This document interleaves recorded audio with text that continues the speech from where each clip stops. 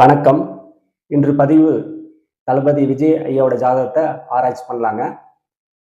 நாட்டு மக்களுக்கு நன்மை செய்வாரா செய்ய மாட்டாரா அப்படின்னு பார்க்கும்போது பார்த்தீங்கன்னா, இவர் கன்னி லக்கணம், கடக ராசி, 9ஆம் அதிபதி யாரு அப்படின்னா ரிஷபம். ரிஷபத்தில் பார்த்தீங்கன்னா சுக்கிரனும் கேது உட்காந்துருக்கிறாங்க. ஸோ அப்படிங்கும்போது பார்த்தீங்கன்னா யாருக்கெல்லாம் நன்மை செய்வாங்க அப்படின்னு பார்த்தீங்கன்னா, தன் குடும்பத்துக்கும் செய்வார், நாட்டு மக்களுக்கும் நன்மை செய்வார்.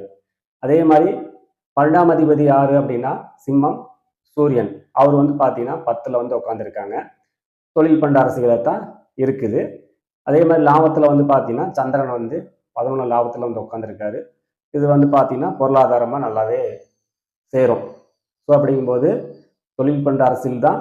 பட் ஆனால் நாட்டு மக்களுக்கும் நன்மை கண்டிப்பாக செய்யறதுக்கு வாய்ப்பு அதிகமாக உள்ளது.